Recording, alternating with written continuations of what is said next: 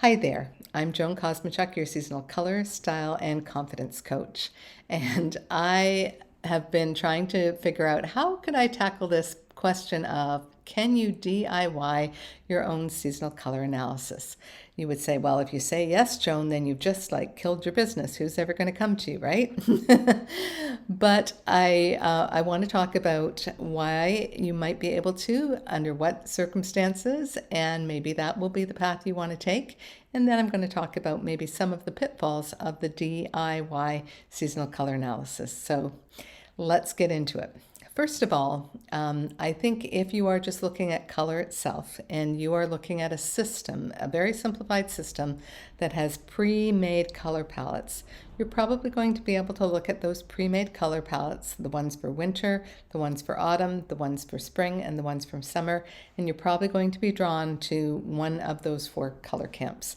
And then you're going to maybe decide between the 3 or 4 different palettes that they have for each of those seasons, which one it has the most colors that you like, or that feels like it goes with you the most. And that's a pretty easy way to DIY yourself if you have any eye for color at all. Now, of course, if you're colorblind or if you're just really bad at figuring out what colors look good on you, and you can't trust your instincts, then that probably isn't going to work for you. But for a lot of you, you're going to be able to pick one.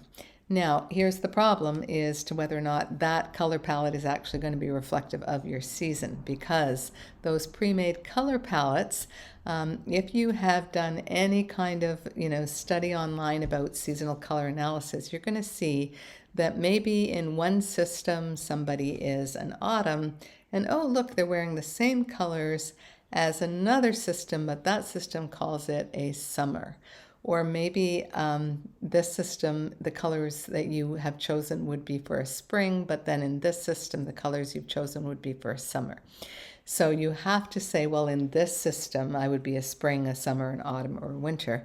It's not going to be really an all-conclusive thing because you are going with a palette that somebody else has decided what system or season it fits into based on their own systemization, and not necessarily what season is going to really resonate with you. So that's number one. Number two, there are people who do it yourself by looking at their personality. And you will find that there are some color consultants who really put a lot of stock into personality.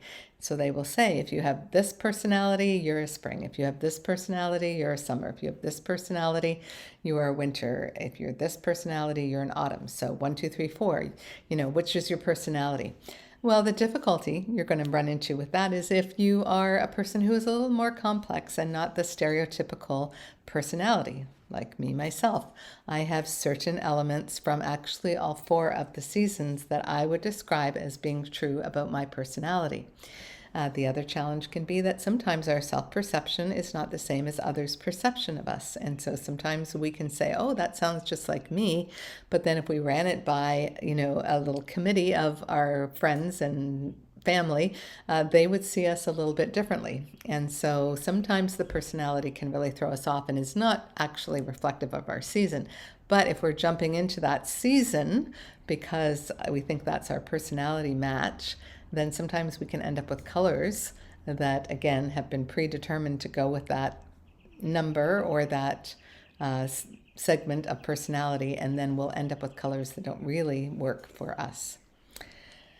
The third one would be archetypes, and I know that a lot of you do it yourself with like David Zyla. He has books and he's got a Facebook group that is all about DIY. And I have seen that can be really a bit of a trap for some folks too, because again, someone has determined what those archetypes are and which season they belong to. And I think that's very limiting. Again, because we as individuals are not so easily put into boxes. Maybe, for example, if you have just if you're an old soul, you might be put into an archetype that says, oh, you're a summer. But there could be old souls who are sentimental springs, or who are Renaissance some autumns, or who are old world winters. And so that same archetype might actually be able to apply across all four seasons, but it would be expressed differently by each season. So sometimes, again, if you're a stereotypical something, you can find your archetype and your season. It's all neatly packaged for you. And guess what? The colors that come along with that are going to feel perfect too. And you're ready to go. That's great for you. But for others of us, it can be very confusing because it's like, well, I'm this personality, I'm this archetype. I don't look good in these colors that they say go with those things. So what does that mean? Am I wrong about my personality? Am I wrong about my archetype? Or is maybe the colors that they've chosen to go with those two things are not reflective of me? So let me give you some help. If you want to do your own DIY, first of all, I would start with reading Suzanne Caygill's book, Color the Essence of You. I have a link to it in the info below.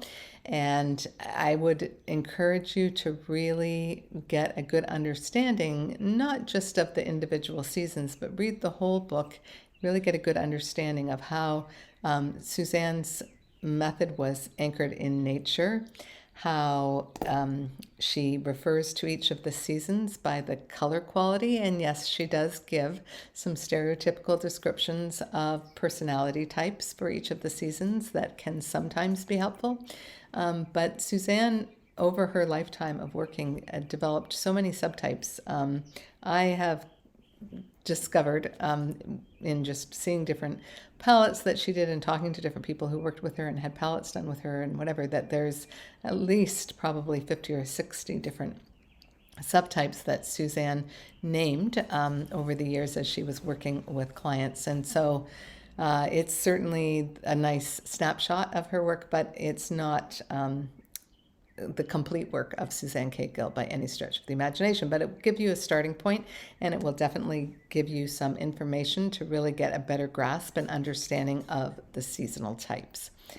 And then once you have a deep understanding of the seasons, and check out my blog, check out my other videos here on YouTube, look at my Instagram, my Facebook, and then do the same. There's some other Caygill inspired colleagues of mine who are doing great work and are sharing wonderful examples of their work. Take a look at the different people and who are being typed and what subtypes they're being given and what color palettes they're being given, and that will start to broaden your understanding of the seasons as well. Once you've got that deep understanding of the seasons, then you're ready to start to see if you can identify yourself in one of them. That requires that you have a deep understanding of yourself. Sometimes our self-perception is not the same as others' perception of us. And sometimes it can be the other way around, that others have perceived something about us that we don't really feel is true. Maybe your mother has told you or dressed you or groomed you to be a particular seasonal type which matches hers, or matches one that she wishes she was. And as you've become an adult and you're sort of starting to find your own way in life, you're discovering that, yeah, you kind of are stuck with that, but that doesn't really feel who you are. So when we're doing a seasonal color analysis, what we're really looking into is who you were born to be, not who you were groomed to be. And sometimes marriages, jobs, just life can sort of cause us to develop a particular persona that may not really reflect who we truly are inside. And that's the beautiful thing about seasonal color analysis work, is it's really transformation from the outside in. It really allows us to see who it was we were born to be. Then the other thing you're going to need in order to do a successful seasonal color analysis is a keen eye for color. If you can't see color and you can't really tell whether one color is better on you than another, then I'm sorry, you're not going to be able to do a DIY. Okay? You have to have an eye for color. But the more important thing is you need to have an eye for your own coloring to start with. So do you really know what your true eye color is? I'm amazed at how many people say to me, I think it's blue, or I think it's green, but I'm not sure. And sometimes someone tells me they have a blue eye, and it appears that way on the surface, but as we start to bring color up, what we're actually discovering is that there's a lot of green, and it's a blue-green eye, and that really a blue-green is the color that brings forward their eye. And a blue maybe has another role on the palette, but it doesn't actually work for their eye color. So that is one challenge. I think seeing your own eye color is really hard, and when we take photographs, we can't always be totally convinced that even what we're seeing on our phone is actually what others see, right? Because again, we can't really look in the mirror and easily see our own eye color. I find the closer I get to a mirror, the harder it is to see what color my eyes actually are. So that's one of the biggest challenges, but if you feel you have a good solid understanding of your eye color, that will help a lot. Also, you need to be able to see your own hair color, and not just what color you're seeing as an overall, but picking up all of those many different colors that are in your hair and determining which one is going to be the color that would best reflect your hair color, that would give you the grounding that you need, because our hair color, the affect of our hair color on us is one of groundedness. And so, what is the color and what is the quality of that color, that particular neutral, that's really going to set our hair off and really make it beautiful and connected to us. And so sometimes if you've colored your hair, that's going to add another little twist. It's like, oh, am I going to go with my hair color that I was born with, or am I going to now have to work with the color that I've dyed my hair or highlighted my hair? Do I bring that out or do I not bring that out? So that's something that we explore in your seasonal color palette. The other factor, of course, and the big one, and we start here really, is with your skin tone. And do you know what quality of color you need to bring out your inner light, to bring out your energy, and to go with your skin tone and to support it? And that's probably the most challenging of all for people to do by themselves, because in those pre-made other systems we were talking about, they very often don't give you a skin tone, a hair color, or an eye color, just because it is so very complicated to figure those things out. It requires a lot more training than most people have when they're using a more simplified system. And yet these are the most powerful colors on your palette because they are the colors of you. You also want to be able to determine how white can you go without making the whites of your eyes and your teeth go yellow. You're also going to need to be able to understand your own contrast level. And what is the contrast between your hair, your skin, and your eyes? All of these things are going to factor into determining your inherent color harmony.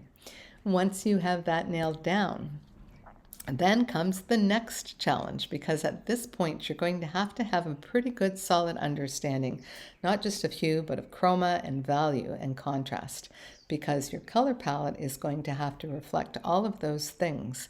For example, when we choose your related red, that is the most powerful, the most vibrant color, or the deepest color. We're looking at different values and what you need, whether you need deep or bright or vibrant, or, so we're looking at the value of your red, whether that's a true red or whether it is maybe a pink or a coral that is as red as you can go.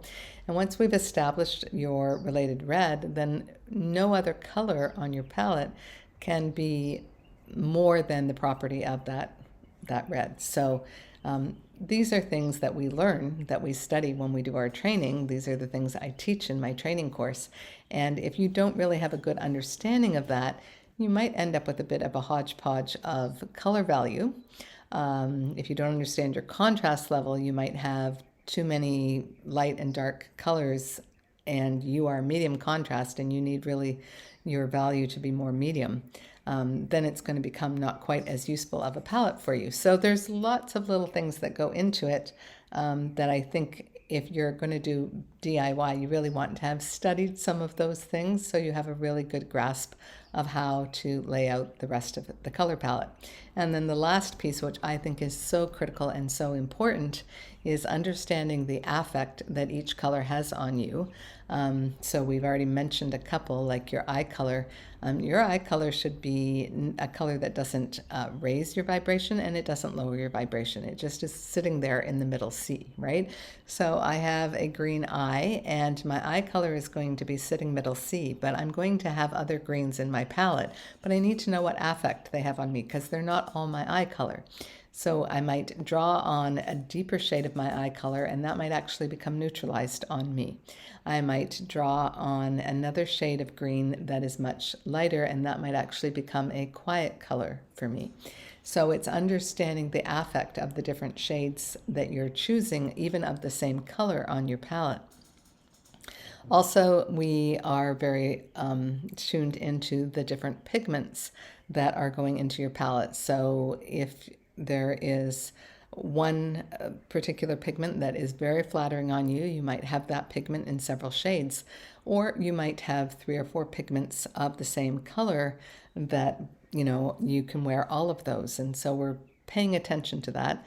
And again, that's something that if you don't have a very good solid understanding of color pigments and the different tones and shades that come from them, then you might find it harder to know how to choose those additional colors. Also, we are looking for, those colors that raise your vibration, those colors that lower your vibration, and those colors that stay neutral. And most of us think of neutrals as just those colors that are not on the color wheel. But Suzanne said that any color that becomes neutralized on you is a neutral. So sometimes we put colors on your palette, but you would use them as neutrals. So just understanding what the affect of a color is on you is really important as you're choosing your color palette and laying out each of those colors. And then really important as well is what is the effect of those colors on others? How are you perceived when you wear those colors? What color gives you authority? What color makes you appear very in the background? What color brings you forward? What color lights you up the most? What color makes you the most approachable or the most vulnerable? What are the colors that you would wear if you wanted to be credible or trustworthy? So these are all of the things that we look at when we're putting together a color palette for you. So it's a lot of work. I've spent 15 years studying it. I encourage you to at least take a minute before you determine what your season is and what your best colors are to have done some research and make sure you have a good understanding of all of this if you want to do a true Suzanne Caygill color palette for yourself. Now, if you've already got a color palette done, it doesn't have to have been done by me, and you would love to know what the affect of each of those colors that you've been given is and what the effect of it is, then I would encourage you to click on the link below, take my course, which is called Exploring Your Seasonal Color Palette. I'm going to walk you through what each color on your palette was given to you for, how you wear it, how you pair it, how you shop for it, and how you choose to wear those colors with intention. And I think that will make a really good use of your investment that you've already made into having your seasonal color palette done. Well, I hope I've given you lots to think about. If you are successful in creating your own color palette and you find your season, I'd love you to share that with me in the comments below. Otherwise, check out my course, have a colorful day, and I'll see you next time.